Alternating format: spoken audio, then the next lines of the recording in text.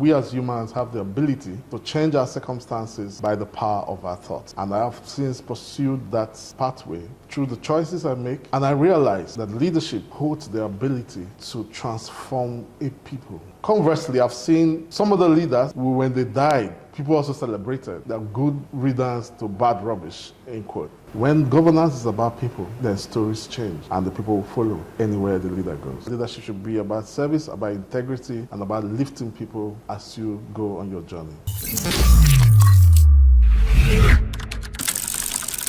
Good day, Dr. Ken. It's truly an honor, to sit with a visionary leader whose image has become synonymous to African leadership, diplomacy, and development. And you have, your conversation has spotlighted unsung heroes and bridge Africa and global partners. I am truly delighted to have, this opportunity to engage with you in a deeper conversation and to talk about your journey, your mission, and the future you envision for Africa. So it's nice to meet you. Thank you. Thank you. For those who are just meeting you for the first time, who is Dr. Ken Giami beyond the titles and accolades? Thank you, King. Beyond the title and the accolade, I am simply a passionate African who believes in the power of leadership in transforming nations and communities. I consider myself a bridge builder, connecting people, ideas, and institutions, all in a bid to move Africa forward in diverse ways. I also consider myself a God lover and someone who prides or believes in the place of family as one of our highest leadership assignments. And that's been my mission over the years, to not just promote good leadership for Africa and in Africa, but also create platforms that amplify excellence on the continent and that unlock opportunities, dignity, and name all the goods for Africa and indeed for the global South. Of course, you have not you've not shied away from it that you're an Afro-positive person. What moments would you consider that must have shaped your worldview and your passion for African transformation? Two comes to mind. One of them would be, growing up in very humble circumstances in southern Nigeria, where I was born. We were not strangers to lack. Very early on in my primary school, I had one of my teachers who was also a member of my church, my Sunday school teacher. And because of him, I got involved with church activities in school, in church. And I was one of those young people who come out to do memory verses. And I remember one of the first gifts I got was the book, The Power of Positive Thinking by Norman Vincent Peale. I think that gift of the book was one of the turning points in my life, because I devoured the book, I read the book. I used to think I must have read maybe 50 times, maybe more, maybe less. Wow. And one central truth shone through that book, that we as humans do have the power to change our lives and our circumstances through the power of our choices. And through the power, and we could choose to believe, or we could choose to be naysayers. That book, that moment I got that book, was one of the defining points in my life. And since I read that book, I've gone on to read several other books, and the story has been consistent that we as humans have the ability to change our circumstances by the power of our thoughts. And I have since pursued that pathway through the choices I make to change my circumstances and those of the people around me for good. Now, the second incident that really altered my thinking, I remember sometime in 1990 when Nelson Mandela was released from prison. Yes. When the news filtered down to I was still in primary school at the time, and there was so much jubilation on the streets. People were dancing, and I was wondering, who is this man from South Africa that everybody celebrates because he's released? And I heard the story. 27 years in prison, stood for his convictions, for his people. One of the greatest leaders that ever emerged on earth. And I realized that leadership holds the ability to transform a people. Conversely, I've seen some of the leaders, I will not mention names this time, who, when they died, people also celebrated their good riddance to bad rubbish, end quote. And I chose to pursue the leadership principles of Nelson Mandela that made an entire continent and the whole world to stand still when he was released. And even when he died, I monitored the world leaders. Unfortunately, I couldn't make it on that trip. They showed that, still consistent with my original finding, that a man can change the circumstances of his people on his life just by the choices he makes. And then I came to realize further that leadership holds the key to changing a people much more dramatically than anything else, because the buck stops on the leader's table. Yeah, that's really good to know. I'm getting inspired, Dr. Giami, and it's good to hear from you that there were jubilation on the streets of Nigeria when Nelson Mandela was released in South Africa, and his leadership patterns and ways of life influenced you to date. Wonderful. That's good to know. You know, so may I ask about the faith now? How has your faith or philosophy influenced the leadership journey? You know, I am very proud of my faith. I am a Christian, and I follow the leadership teachings of Jesus Christ. And from those teachings, we find that leadership is ultimately stewardship.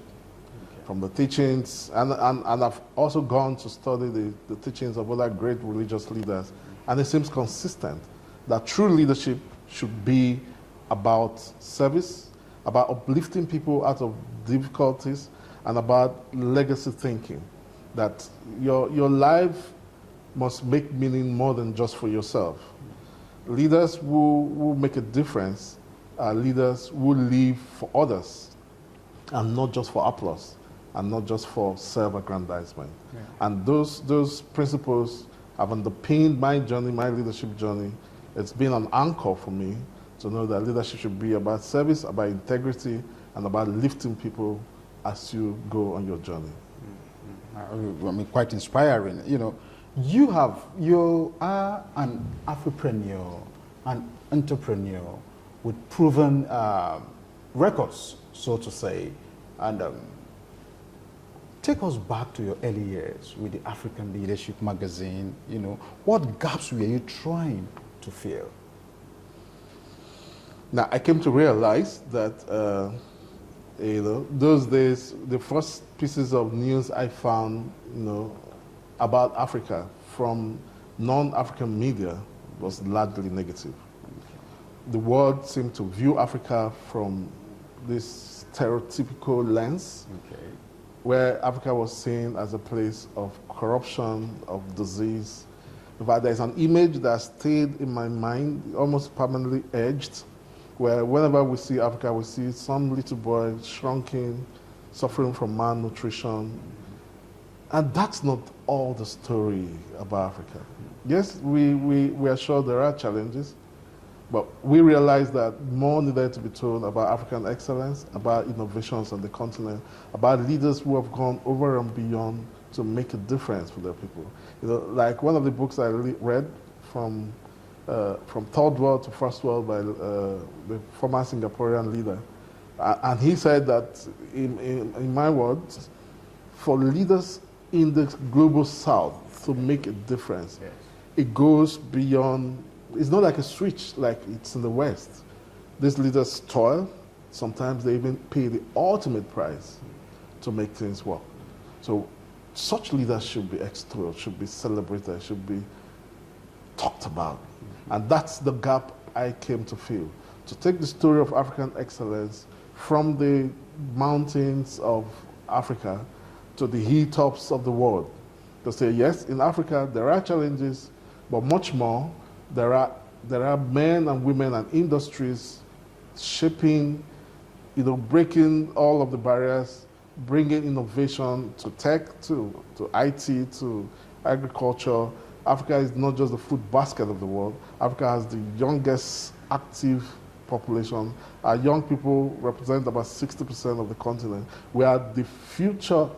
In fact, I used to say we are the now of the world.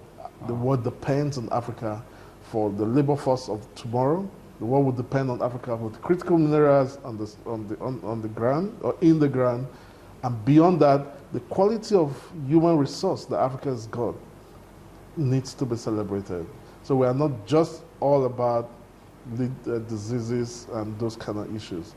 We are more of opportunities, dignity, and what have you. Dr. Ked, take us back to the early days of African Leadership magazine. What gaps were you trying to fill? Yeah, when we started African Leadership magazine, it wasn't just about rolling out another publication or just journalism. For us, it was a mission from the word go. We saw that the rest of the world, when they talked about Africa, spoke about Africa through the lens of conflicts, crises, diseases, and what have you. Little room was left for innovation, African excellence. It almost sounded like everybody on the continent were not contributing to global development. And we came right from the word go to change that narrative, that gap in global media narrative about Africa. And we realized that nobody tells the story better than you. Yes. And ours is, Africa is more than those headlines. Africa is a land of opportunities. Like Aliko Dangote said, Africa is the world's best investment secret. Those who know. And Africa, beyond the minerals, which is great, but our greatest resource are our people, especially our young people. 60% of Africa's population is below the age of 30. About 60% are young people driving the future of labor mobility. Africa's young people hold tremendous promise. We see hope when we look at our young people. So yes, Africa is more than that. There's excellence on the continent, there is opportunity, and ours is a call for African dignity and unlocking platforms that moves our continent forward. Wonderful, wonderful. It wasn't rosy all the way through to date. You've built a brand that doesn't just talk about Africa, but speaks for Africa. What has been the greatest challenges along the way so far? I think our greatest challenge has been shifting the mindsets, and this is in twofold. The mindsets of the rest of the world, the non-Africans, who for decades have been bombarded with this stereotypical narrative about Africa. It's still very funny. I still get to meet people who ask me, is it true that Africans live on trees? It's funny, but I've heard that not some 4 or 5 years ago in the US. So these challenges still abound. The mindset needs to change globally. The world needs to recognize that Africa is an equal opportunity partner. We are not a development case. We are not a cause to rally around. Africa is opportunity for the highest bidder. We should work with partners who respect us and treat us as partners and not as an aid case. Yes, we appreciate all those who supported Africa in one way or the other. However, Africa comes with much more. Those opportunities should be harnessed as co-partners. Another mindset shift is that of Africans themselves. We still see Africans who find it difficult to move beyond that mindset that they can be enough, that they can compete globally. We still see, and it's a shame, it's the reason why we still see Africans cross the Mediterranean trying to get into Europe. It's sad. We are much more than that. We can develop our continent, and there's more to the continent than we currently realize. So that mindset shift needs to change. Of course, when we started, some people thought, is there any good thing in Africa worth celebrating? What are you talking about? But we stayed consistent to our beliefs, our mission, and gradually, I'm happy to say that today, several other organizations have joined us and are celebrating what we call Afro-Positivism around the globe today. Where someone said something which I want to align with what you are saying, that every organization is a long shadow of a man. And through that you have built an organization, African Leadership Organization. And it's not just a continental body, but a globally recognized body. How were you able to scale it up? I think scaling happened because, like I said earlier, we were consistent with our mission. We built with integrity. We invested heavily in relationships. We invested in storytelling infrastructure that helped us. We're not shy to take our stories to... I remember the first event we had in New York. It took place at the Waldorf Astoria. Next door was the U.S. Secretary of State having an event, and our very next room was an African leadership event. We thought we should be at those places. And if the tables are not created, we want to make the tables, bring chairs, and invite you to join. So that's been the mindset for us in African leadership. So we've been able to build because we've been consistent with our vision and mission. We've stayed true to our convictions. And again, our people, we've got fantastic people, which speaks to the larger African people. We've got excellent people, and one of our greatest successes are our people, our team. I've been blessed to work with some of the finest men and women who not only walk the talk, they believe in their mission, and every day is a reminder that Africa depends on them to correct these stereotypical gaps and narratives. At this juncture, I must say congratulations. Thank you. Yes. And when vision is not known, purpose. When purpose is not known, abuse becomes inevitable, but you gather principles, ways that things should be done. So what would you say has been your guiding principles over the years in building this brand in a complex society that we are at the moment? Yeah, it still boils down to I've stayed anchored in integrity. Again, integrity, consistency, commitment to the vision of promoting the leadership story on the continent. For us, it's been a journey where you just realize you need to just stay rooted, stay grounded in humility. The job is not done yet. We've started, but there's so much yet to be done. So we don't think it's time to celebrate. It's time to continue to push on all fronts. So for us, that's been our take, yes. Okay. You've done good so far. However, the journey is still long. What would you say have been your guiding principles in holding up this brand in spite of all of the challenges? Global challenges. 3 core principles being our anchor. One is purpose, the other is consistency, and then we've stayed, of course, and a commitment to excellence. Our purpose has been clear. We've stayed anchored on the need to promote African excellence, promote African dignity globally. Okay. That's been our anchor through it all. We also believe in consistency. Consistency. When nobody believed that it was worth celebrating Africa, we stood by it. We stayed the course. We're happy that many more have joined us now. And then our purpose has been simple: promote African excellence and create platforms that unlock opportunities for our people. We've done that consistently over the years. Consistency has been key for us. So I would say purpose, consistency, and of course, excellence. Yes. Thank you very much. Now, we have the African Leadership Organization. We have the African Leadership Magazine. If you are to define these brands in one word, what would you say? I would say all we've done over the last years, maybe 17 years now, if I were to use one word, it would be intentional. Intentional. Okay. For everything we've done, it's been intentional. Intentional because we've stayed true to our purpose and vision.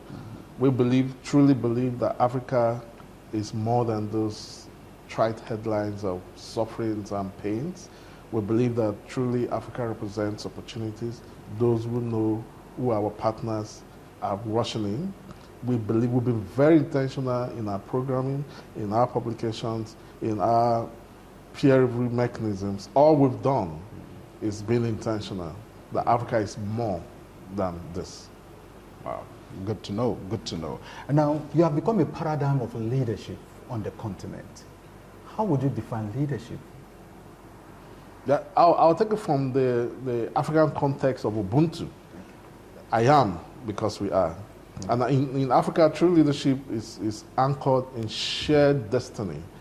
Leaders on the continent, traditionally, their decisions are weighed heavily. They don't just take decisions. The decisions are considered communally. We want to take decisions that benefit the larger people. In Africa, we want no one to be left behind.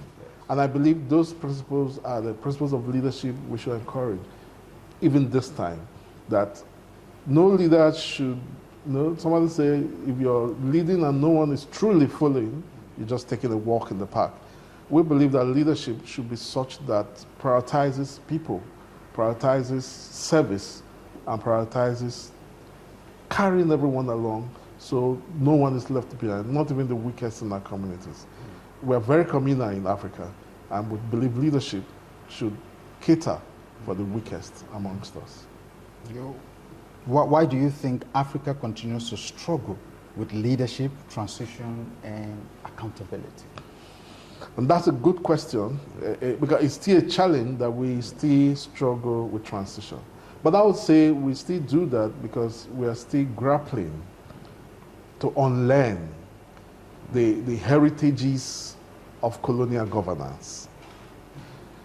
Colonial governance prioritized control over accountability.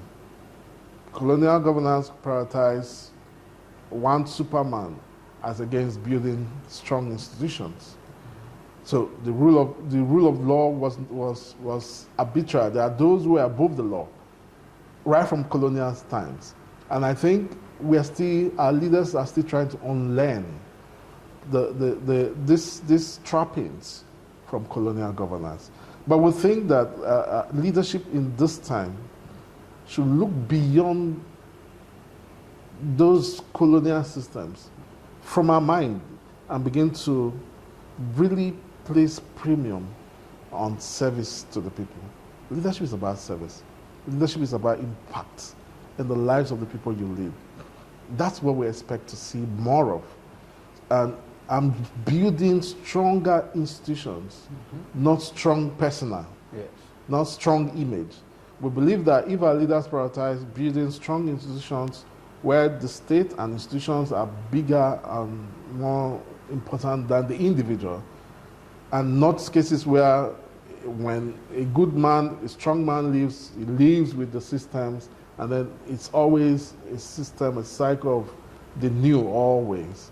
We believe that if our institutions are built stronger than what it is now, transitions in Africa can stand the test of time.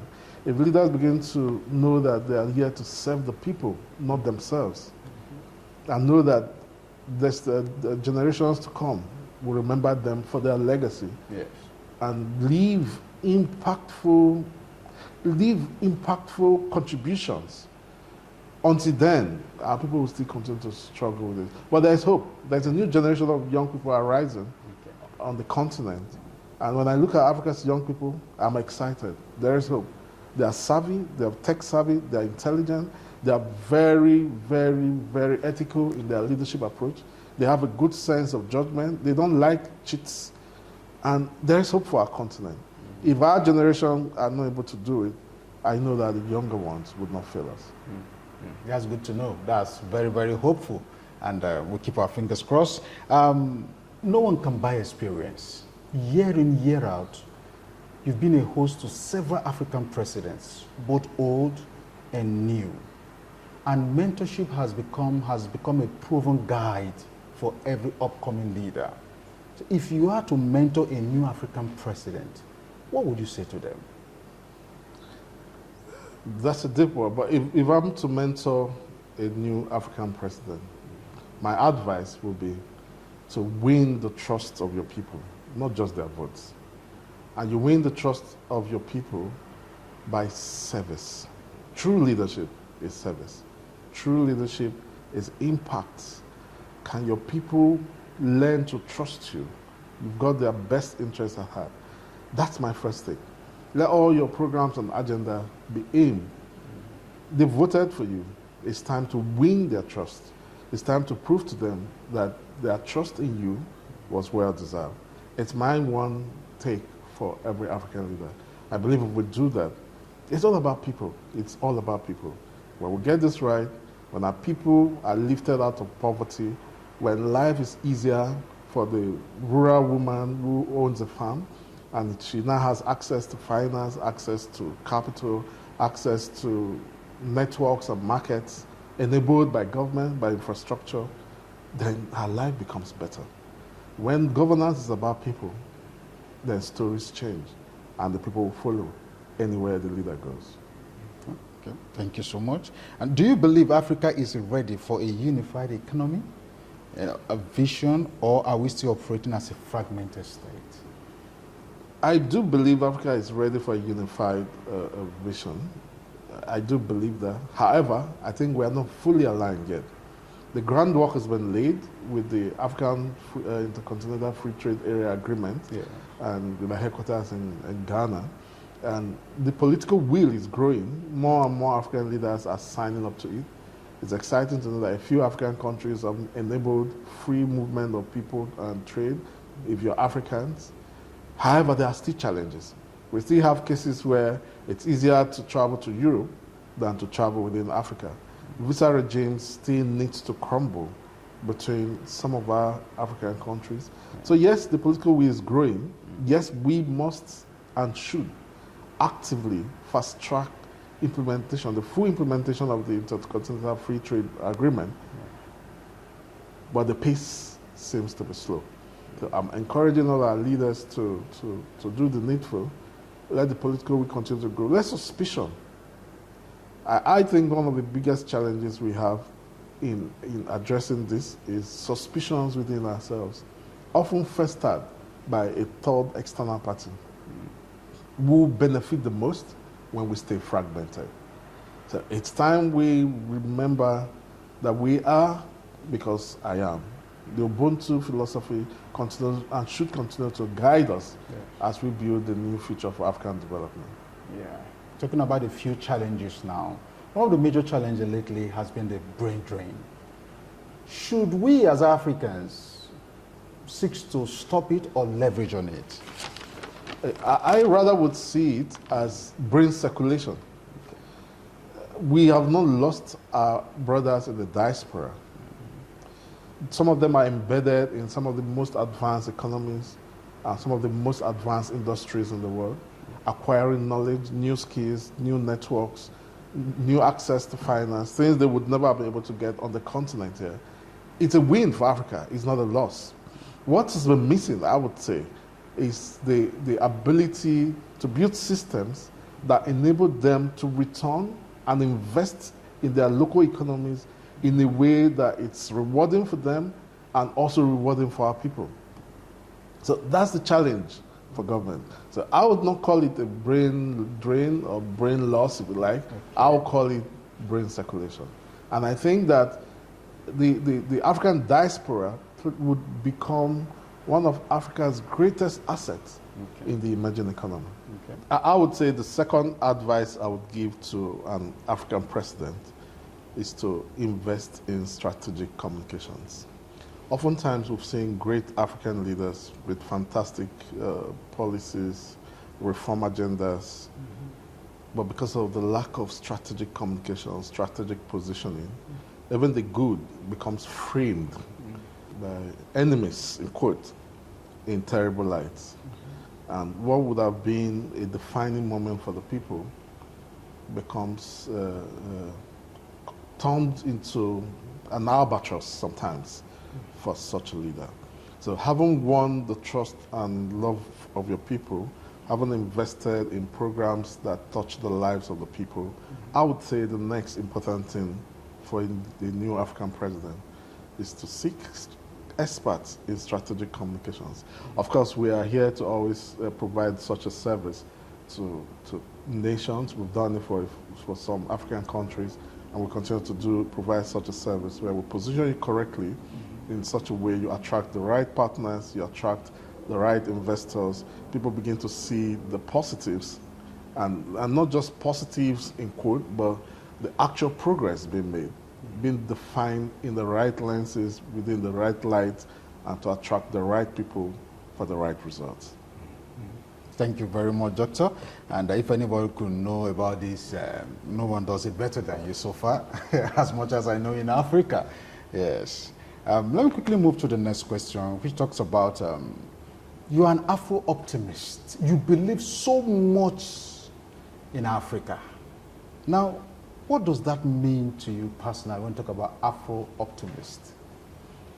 Well, I consider the badge of being an Afro-Optimist as a badge of honor.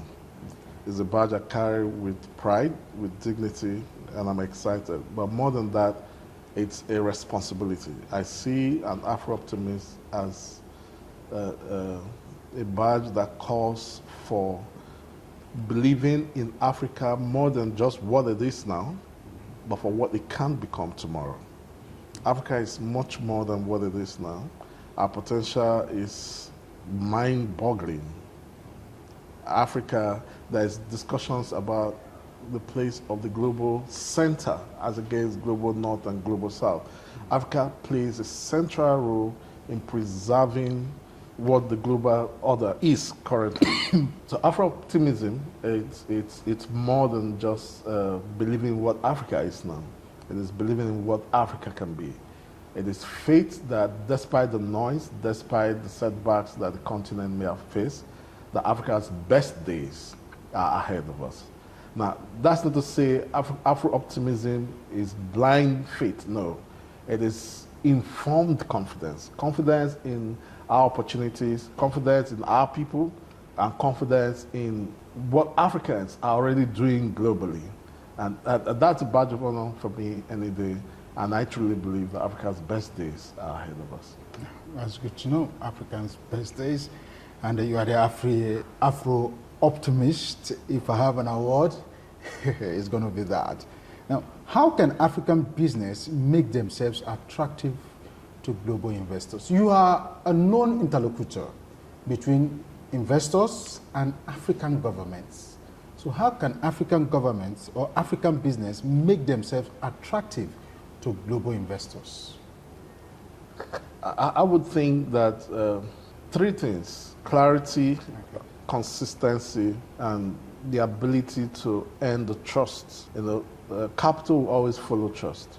Trust comes when there's been consistency, but not just consistency in launching bold ideas, but in disciplined execution, consistent, disciplined execution. Partners anywhere want to see track record of what you've done over time. We want to see consistency in results delivered. The numbers should speak for themselves. African businesses can make themselves more attractive to foreign investors and including other intra-African partners by investing in three currencies, I would say: credibility, consistency, clarity. Credibility, consistency, clarity. And then if I'll add a fourth, it will also be in strategic positioning. Consistency, because not just consistency in your ideas, but consistency in execution. Clarity of your purpose, of your vision, clarity of where you're going, what's your corporate governance structures like, what's your accountability systems like. It will be key for partners to work with you who want to see what structures you build over time that allows for growth, that allows for scale. And then, of course, like I said, credibility, consistency. And then I mentioned the fourth one, yes, and I said that would be strategic positioning. Yeah. I would say that because that's my industry, that's what I do. Once you've done this, if you're not strategically positioned, if you're not in the right rooms, if you're not in the right platforms, if you're not speaking to the right people, then you become like the proverbial, they say you don't light a candle and put under the table. You become that candle that is lighted, supposed to bring light to many, but you're hidden under some bushel, under some covering. So if you haven't done all three C's, I'll say the next thing will be make sure you get strategically positioned for the next level that you want to be as a business in Africa. In fact, as a follow-up to that, you have also been known to bringing people into the boardroom. Tell us a bit about that. Well, we think that until people-to-people engagements happen, progress doesn't really happen.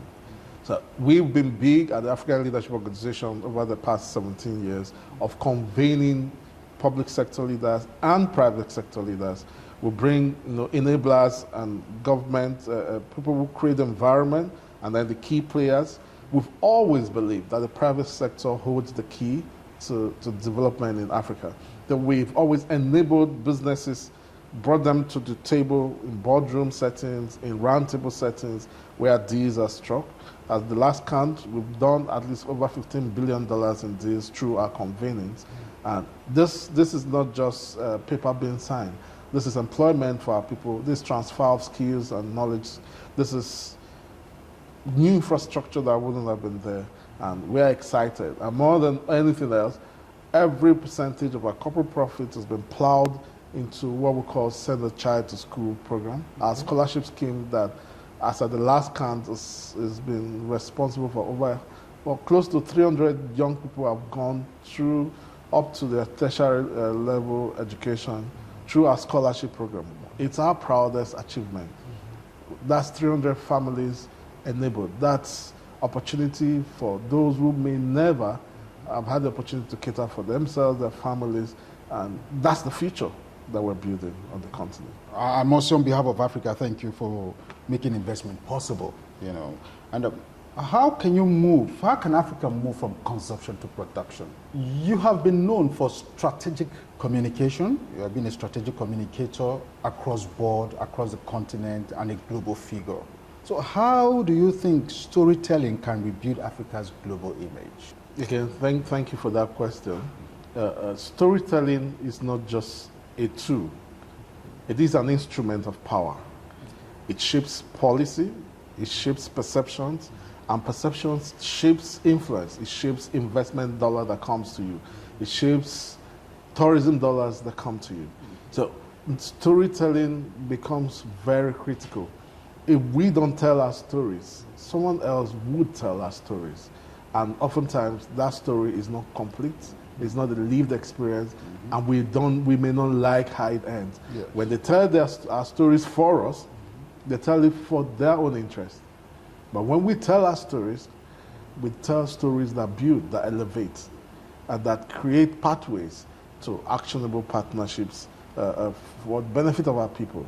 So I would say storytelling would be one of the positive storytellings on the continent. Should be one of the things that leadership must invest in. We must build architectures that drive positive image for our people, that elevates the conversations around excellence on the continent, contributions, and do this at the very highest possible level. Until we do that, there are others who continue to tell that story, and we won't like, because their objectives and their intentions, it will be for themselves, not for us. Thank you very, very much. Any final word for African leaders and citizens? Well, it's time to look inward. It's time to build again on the spirit of Ubuntu. I am because we are. Africans must close rank. Our leadership must come together. We must break down the barriers that keep us apart. It doesn't serve us. It serves others. Why should it be easier to fly to London than it is to fly from West Africa to East Africa, or some countries in Southern Africa? Why must we wait 3 weeks to get visas to visit one another? It is not acceptable. We must break down the barriers that erode on our trust level between ourselves and begin to build that we truly are brothers and sisters. And until we unite, we don't bring the best out of ourselves. The future belongs to us. The world depends on African leadership. The future will depend on African leadership. Let us rise to the challenge. And thank you for having me. Thank you. Dr. Ken, I must say it's a pleasure having you. And I really feel excited and honored to have conducted this interview. Thank you for, out of your busy schedule, to be available for this interview. Thank you very much. Thank you so much. Thank you. Thank you.